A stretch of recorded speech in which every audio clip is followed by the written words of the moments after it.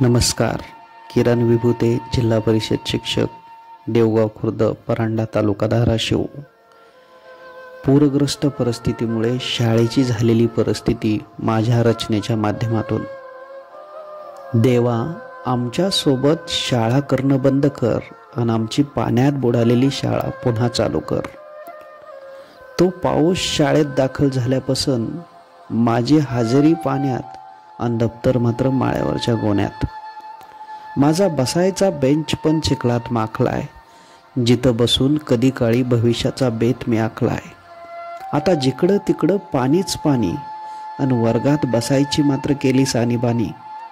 तुझं काय पावसा, तू साचून राहशील मैदानात, पण आमचं स्वप्न वाहून जाईल की.